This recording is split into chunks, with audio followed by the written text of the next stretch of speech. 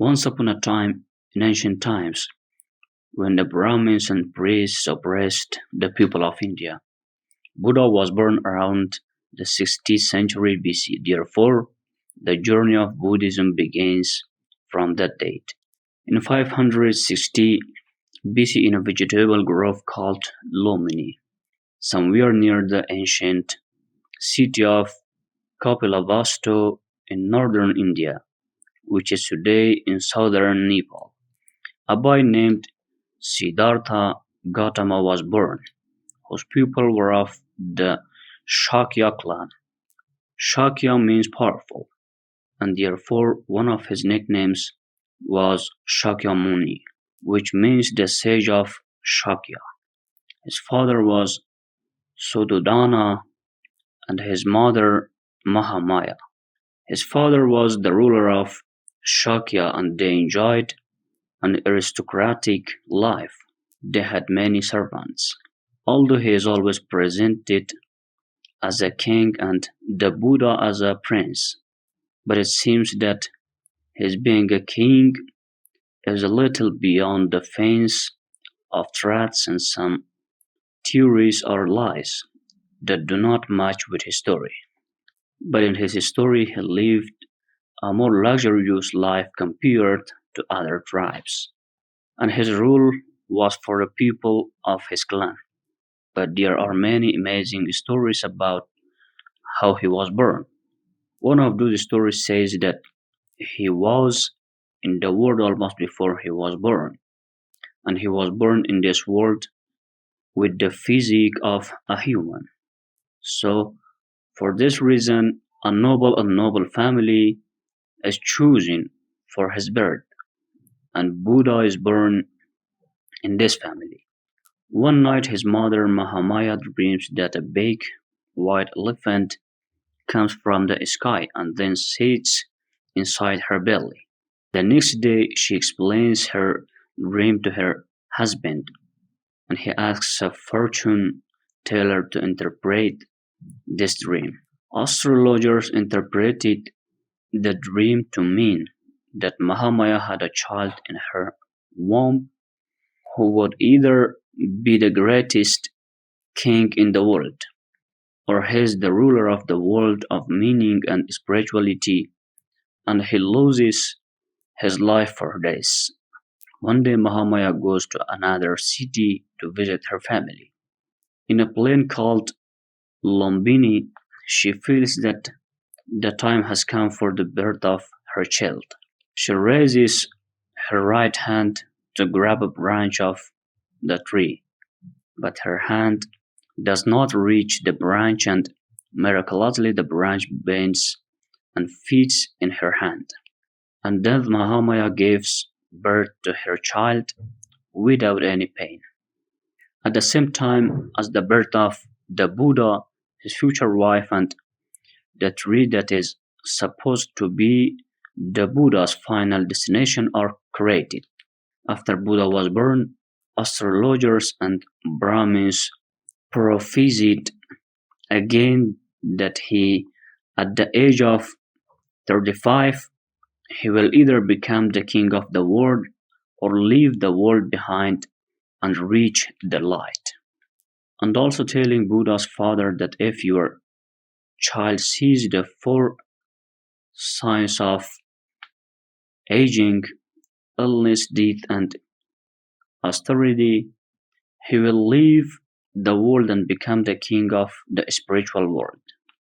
But his father was interested in Gautama becoming the king of the world, and for this reason, he ordered that his son should grow up in complete prosperity, and also ordered the servants to provide his with the most luxurious living conditions possible, and he provides all the happiness and prosperity for his son and makes a life without sadness for him. The father orders that his son should not have any contact with all sick or dead people, and thus Gautama grows up in the comfort of. Therefore, many servants and Singers were under his command to please him in any way possible. The best things from food, clothes, and life supplies and comfort were prepared for him, and everything was prepared for him so that he would not see anything of the sorrow of the world. And so Gautama lived does until his teenage years. He is said to have done valiant deeds and to have been a brave knight and an intelligent person. He was very skilled in archery. At the age of 16, he participated in an archery competition and became the champion. And the prize of this championship was to marry his cousin Yashodhara. The result of this union was a son named Rahula. But Gautama felt restless inside himself in all this prosperity and all these luxuries and servants, and his way of life could no longer satisfy him. But he continued to live like this until he saw the famous incident of four sides. Before we get into the story of the four sides, it should be said that his father ordered that whenever Gautama went on a tour, his servants would go ahead of him on the journey so that if there was any sign of the four signs on the path, they would remove it so that Gautama would not see it. But contrary to what the father had in mind, Gautama was destined to see this sight. Four signs. One day Gautama leaves the palace with his charioteer and goes on a tour of the city. When he sees a man who is very sick and weak, he asks his companion why this man behaves like this. Why is he so weak? His companion answers that this man is sick. He asks again what is the disease, and his companion replied to him that sometimes people have problems due to the disturbance of their physical powers, and so they become weak and incapacitated, which is called disease. Gautama again asks if everyone is getting sick. His companion said, yes, usually when human body faces a problem, it gets sick and seeing these signs. When he returns to the palace, he starts to think and realizes that disease is lurking in every human being. And on the second day, when they were going to the city again, he saw a man bent and limping, and he asked his companion about it. And he replies that this person is old, that is why he is bent and weak. And then Gautama questions being again about what causes aging and does everyone old. His companion answers him that as human age, they become weaker and weaker and therefore bend. And Gautama is surprised again and then returns to his palace and thinks again. On the third day, when they go to the city again, he sees something new again. He sees people carrying a wooden plank while someone is lying on it. He asks his companion what they are doing, and he answered that they are carrying the coffin of someone who has died. And then he asks again, what is death? And his companion answers that human life ends after many years of life, and their soul is separated from their body, and this is death. And people take him to a special place to performing ceremony. So everyone dies. Gautama finally asks, and he answers yes. Each human dies, then returns to the palace and thinks about what he saw. That day ends with the realization that nothing in this world is permanent. The next day, he goes to Mortaz. He is someone who does not depend on anything and anyone in this world and does not care about anything in the world. And for this reason, he does not feel the sadness of losing anything. And when Gautama is wanders by days, he approaches the man and talks to him. Third talking with him, Gautama felt that he had seen someone like himself. While with all that Gautama had in his life, he still did not satisfy him. But as it lived in a different style even though he had nothing in life, Gautama decided to proceed in the ascetic style. And on the other hand, the ascetic who is calm and age with all the lacks, it makes him think more and realize that the only way to salvation and liberation is the way that this ascetic has chosen. After seeing those sights, Gautama was never the same. His mood had changed. He looked completely disturbed. He shares his situation with his father, and since his father is worried about him, he pays more attention to him to change his mind, and he tries to get her out of trouble, but he doesn't succeed. At the age of 29, Gautama finally makes up his mind and lives his luxurious life forever. He wakes up in the middle of the night and moves to the room of his wife and children.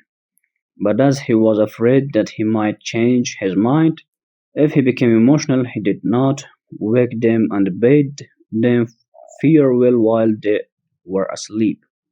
He leaves the house and heads for the forest, feeling free to leave everything behind.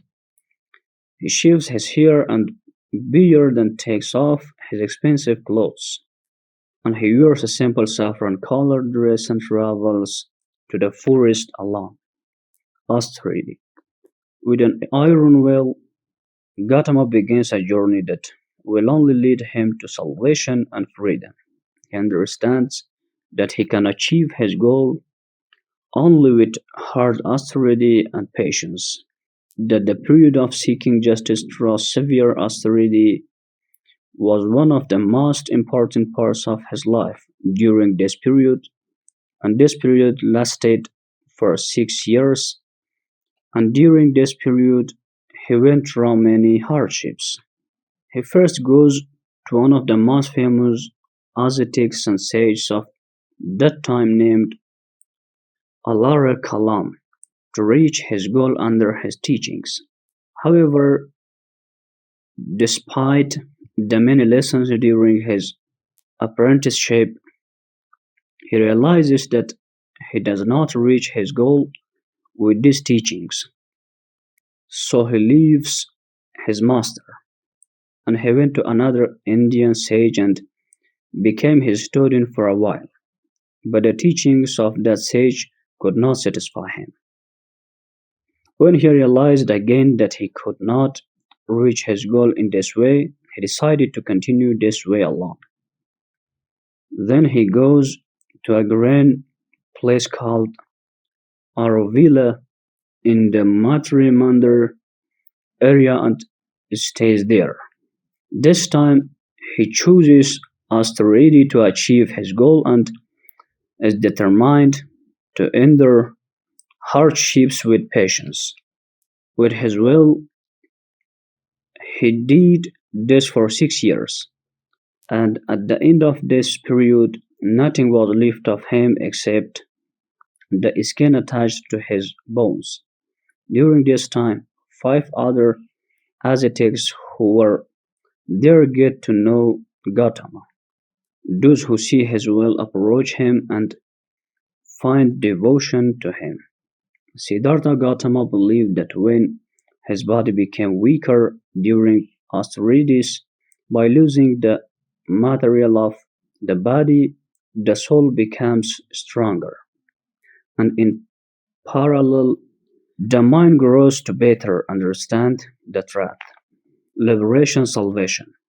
One day when Gautama wanted to drink water from the river, he fainted in the middle of the way, and those five ascetics thought that he was dead this time forever. But their question was whether Gautama attained salvation before death or not. They thought that Gautama would regain consciousness and this time be resurrected. After these events, he begins to think about the hardships he went through and what he achieved. He asks himself, has any other ascetic or Brahman gone through such hardships? Or will someone in the future try to overcome these problems? He said to himself, was this the farthest place that could be reached, and could anyone surpass this goal?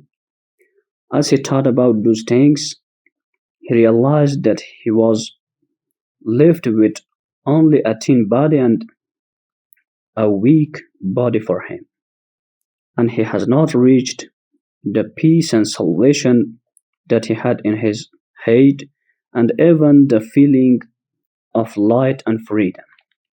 He saw that many ascetics aspired to the position he had attained, but he only wanted salvation, but he was happy that other ascetics wished his position for himself. So to himself says, with this deadly austerity that I involve myself in, I will not reach high human positions, and I will not reach true salvation. Maybe there is another way. I can simply achieve salvation with this thin body, so I'd better eat something strong like rice. So Gautama tries to return to his normal life and starts eating and drinking like everyone else.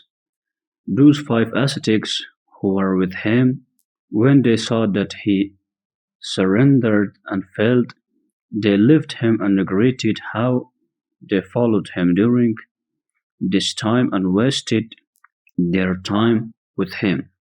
And so they left him and began their journey to Varanasi. Although Gautama had returned to normal life, he did not feel any happiness, because after so much patience and endurance, nothing came of it. But still, at least he was not desperate and was looking for a way to achieve his goal. Day and night he thought about the final salvation.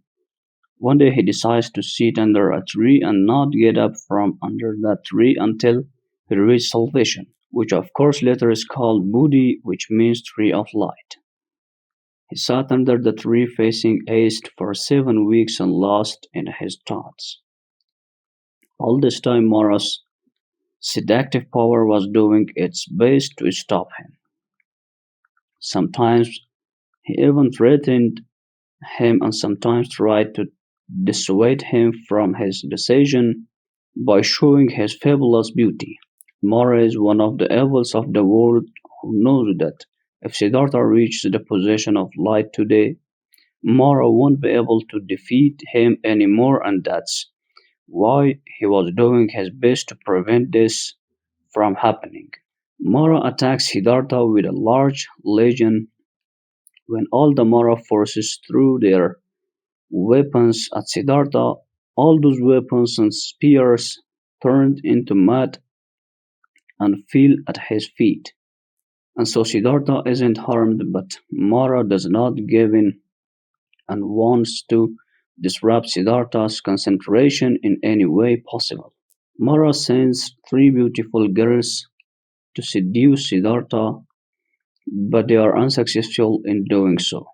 But again, Mara does not give up, and this time to destroy Siddhartha's concentration shouts loudly that where you are sitting belongs to me and I want to sit in my place.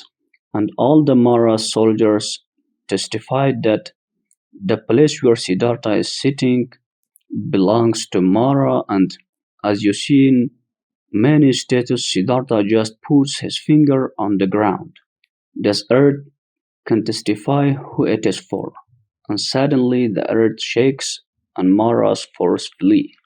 Siddhartha realizes that the only thing that prevents a person from reaching enlightenment is attachment and dependence on worldly possessions. He realizes that the only way to attain salvation is to give up all worldly and material possessions. He ascended to the highest levels of enlightenment and salvation, and suddenly he felt that the light was shining into his heart, and now he could see and understand the whole threat of the world. When he found himself free from anything or any other words, he was saved, he became calm from the inside, and Siddhartha Gautama reached the vision of enlightenment and absolute liberation at the age of 35. And that's why they gave him the title of Buddha, which means awake, aware, and enlightened. Promoting Buddhism. When Gautama reached this state, he did not know what to do next.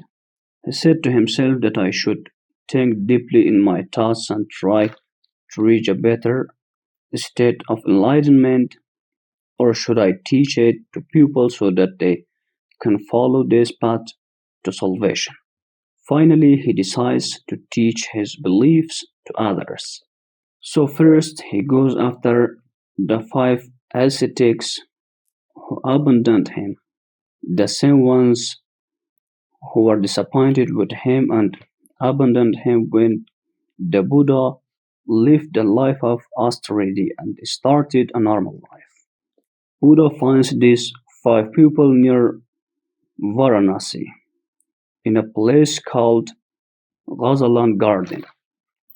As he approached them, the five ascetics decide to ignore Siddhartha for his submission to austerities and not rise out of respect for him.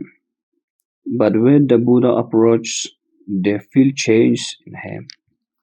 They give up their decision and stand to respect him and bring water to wash his feet, and they listen to his words. Buddha gave his first speech in that place and for the five ascetics, which is known as Ghazalan Garden speech. In this speech, he describes his first achievement as follows. In this world, everything has two directions, and the ascetics must avoid both directions.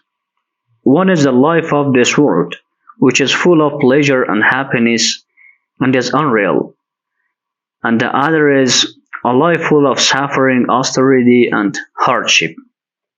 Therefore, the ascetic should avoid these extremes and follow the middle path, which is true justice. This way brings knowledge and insight and leads to peace and nirvana. After this speech, those five people become the first true followers of Buddha and help him spread Buddhism. The Buddha believed that a person interested in salvation should work on himself and his thought through practice without needing any of the traditional things like religion, goddesses worship, rituals, spirituality, or supernatural collections. By creating such thoughts, he was against the old Hinduism. And when his disciples reached 60 people, he assigned some of them to carry the message of simple salvation to the surrounding lands and promote them. Buddhism started with 5 followers and slowly spread to many other countries. He has about 600 million followers today. Buddhism was the first religion that broke the tribal and ethnic boundaries and becomes international, but one of the reasons for the popularity of Buddhism was the way of promoting Buddhism by its missionaries. They never tried war to spread their words, and their only weapons were kindness and boundless love. and so his words expanded miles around the world without bloodshed to other countries. After a lifetime of teaching and publishing his words, Buddha finally he dies at the age of 80 in the village of Koshingar, and it reached the highest state of salvation, which is nirvana or parinirvana. Four Noble Truths. There are four truths in the teachings of Buddha, which are known as the four pillars of this religion. These four truths are taken from the first words of the Buddha in his first speech to those five ascetics and his old friends. Buddha said that the first truth about the world is suffering. The first truth, I realize that there is a pain in the world. Being born is painful, aging is painful, dying is painful. Being with something you don't like is painful, and being separated from something you love is painful. The second truth, I realize that all these pains have a simple root, he says, and that is greed. The third truth, I realized it's possible to get rid of this suffering. That is, a human being in this world can reach a level of knowledge that will eliminate this suffering. The fourth truth. And the fourth truth is that as we have learned, pain exists and there is also a reason for that pain. And then we realized that there is a way to get rid of these pains. Now we must know that there is a way that a person can reach liberation by observing the eight principles of this way. To better understand the situation, man can achieve salvation.